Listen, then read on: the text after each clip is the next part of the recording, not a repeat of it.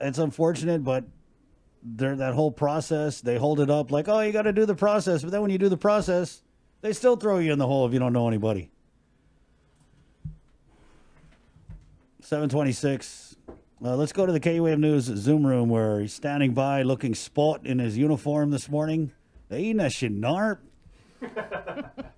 Major Antone Aguon. Looking good, Major. Morning. Good morning. Morning. Good morning. Joining us live from right outside the Department of Corrections. Well, I guess we'll just start. We had a call yesterday, so I know that you guys had started incoming last week, right? For Kenya. Yeah, over. For Aganya, yes, Aganya was last week, and then Monday was for ACF. We started for ACF. And is the incoming process still ongoing? No, we had to suspend it as of yesterday. We had to suspend it yesterday. One of our officers' family members had tested positive. The officer himself did not test positive, but the family members did, And so out of abundance of caution, we sent that officer and all the ones that he was working with, sent them to go get tested. And now they all, well, 4 of them, I think so far have come back negative, waiting on the rest. But again, they're gonna remain on a 14-day quarantine, even if their test is negative, just to be sure. Mm-hmm. So you're just waiting for one officer. Is that what you said? Sorry. It was actually just one officer's family member, not the officer himself, but the family member had tested. So again, we just decided we need to be cautious, and we sent that officer home along with all the ones he was working with that were in close proximity to him. And most of them have got tested already. We're just waiting all the results. Last night, I think about 4 or 5 of them said their results were negative. How many officers are we talking, though? 10. 10 officers. All right. So all those officers are assigned to the visitation section. They're assisting with the incoming. So we have to suspend the operation for now until we make sure they get back. Yeah, I actually got a call from a frustrated family member yesterday, and she was like, Chris, can you find out DOC? They cut the incoming. And I remember reading on the news that you just started it. So I was like, oh, I'll try and get Antone on, Major Antone on tomorrow to ask him about it. But this is so frustrating for those people who are incarcerated at the prison because they've gone, what, 6, 7? How long have they not had the incoming, Major? Possibly about 3 months, because we did one back in, I believe, June and July. Right. So 3 months, and how much incoming were you guys able to get done over there at in Aganya on Friday, and then at Manila on Monday? I mean, if you cut it the very next day, did a lot of inmates and family members, were they able to come in and drop the incoming, or? No, Aganya pretty much was taken care of. We started up here in Manila with post 16. That was the first unit on Monday, and then we were going to do the rest of the unit for the remainder of the 2 weeks. Again, because of what's going on with the to ensure that COVID doesn't get into our facility, we have to take these extreme measures, unfortunately, to make sure to do our best to make sure that COVID does not get into our facility. Right. Is incoming just stopped at Manila, and is it continuing in Aganya, or both locations no incoming? No, Aganya is done already. So they're done already for their incoming. Oh, is it? I don't know how this works. So it's just like once a month incoming? Is that how it works? Yeah, generally it's once a month, yes. I see, okay. And so it was supposed to be incoming for this whole week? For this week, and it'll run into next week. But again, and now it's stopped. We've had to suspend it. But as soon as those officers return back to work, we will pick it up again and continue and move forward. But it'd be like 14 days, right? Yes, because each unit a day, because it takes time when the incoming comes in. It's all sanitized, and right. They have to go through it and inspect it and make sure no contraband and other things are there. So it takes time to deal with one unit. So we're going to do 1 unit a day. Have any more of your corrections officers tried to smuggle in any more meth or weed or anything recently since the last couple? No, not that I'm aware of. There's no concerns that because you just don't know who, um, you're doing testing of the 10 officers, all the stuff that they touched and moved it over to, where is it, post 16, 17, post 2, 3, and 4, that, it could be, contaminated or anything like that? No, because before it's given to the unit, it is sanitized. They spray everything down, they wipe everything down. And again, the main officer yesterday that we were concerned about, his test came back last night. He reported last night that he was actually negative. Okay. His test came back negative. So he was the main one we were concerned about because it was his family member. But he so far is negative, and several officers that were with him are also negative. So we're confident that, that the remaining will also be negative. But again, it takes time with this virus, so you just got to give it a few more days just to be sure. Right. So, Major, how many people were turned away on Tuesday with incoming? I just want to know, up at Manila, the Manila compound, how many inmates were able to get their packages from their families and loved ones, and how many weren't? So on Monday, post 16 was the first unit again. 60 people out of post 16 received their incoming, their personal hygiene incoming.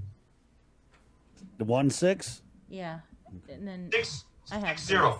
6-0. Okay. 60 inmates from post 16. Mm-hmm. Post 17 on and Tuesday. I think yesterday was supposed to be, I think, post 17, and it had to get postponed. Dang. Oh, so only 60 in which one is post 16? Is that the hard That's ones? the general population. Oh. That's the general population. The one up on the hill next to the basketball court. What are the inmates and detainees saying, Major? I'm pretty sure they're beyond frustrated. I mean, yes. It's understanding. We're all frustrated. I mean, we're hoping for a smooth operation, but unfortunately, we have to adapt when these things happen. Chris, if this COVID gets in here, this incoming is the least of their problems. Yep. Okay, so we need to do our due diligence. Yeah. As stressful as it may be. Mm-hmm. But again, I want to stress that in regards to cleaning supplies or personal hygiene, the department does provide. I mean, we do provide. It may be the soap they don't like or the shampoo they don't like, and there's no body wash and things like that. And the toothpaste is not exactly best tasting, but it is there is some hygiene supplies that are provided to the inmates. Yeah. This one with the family is just an augmentation of what we give. Right. But it's still a little piece of home, Major. And also, there are people who would say, and I don't think they'd be off if they said, Jesus, you guys had how many months to figure this incoming out? Every other GovGuam agency is going through the same thing. Like you said, we've all adapted, but has the Department of Corrections adapted too slowly? No, I mean, one of the reasons why it took so long, Chris, is one, we had to test all the officers. Two, we tested all the inmates. We wanted to test on that, took about 3 to 4 weeks to do. And so right after all the inmates cleared from Agana to Manila on all the various tests that we did, the director decided now it's time that we have a good baseline. It's now time to start. Let's try getting this thing going again. But we wanted to ensure that we took care of that issue first. So that was what the holdup was with allowing it. I wanted to follow up on something that we actually talked about months ago, and it was weeks ago. It was regarding DOC having testing abilities and capabilities. Is there any movement on that? Not at this time. There has been talk about getting DOC their own machine for the Agana facility, so that when the overnighters come in, they can be tested kind of promptly. Mm-hmm. They're still working out the details on that, because the other issue becomes we have to put the machine in a certain location. It cannot be. It has to be in a room that's isolated, or there's certain requirements that need to be met in regards to the placing of the machine. So I know the director and GMH and public health, they're all speaking on it, and he's still trying to work out the details to get it here. Major, how long have we not had visitation? Oh, the visitation has been stopped since March, Okay. So right when we went into this, when the pandemic started. I'm just kind of wondering, so if we can get bar owners to sue the government of Guam because they couldn't have happy hour in Pecor 1, could inmates and detainees maybe say it's cruel and unusual punishment that they haven't had visitation since March, that they haven't had the incoming? Or do you think you can just say, oh, it's COVID? Not necessary, Chris. I mean, visitation in general is a privilege. And again, it's not that we don't want to give them the visitation, but with this COVID out there, you just want to be sure. They have other ways of communicating with their family. Of course, writing letters, there's phones, they have the Paytel phone system. There is other ways. I mean, some inmates kind of preferred, I guess, that, as much as they want to see their family, they prefer to have their family, safe.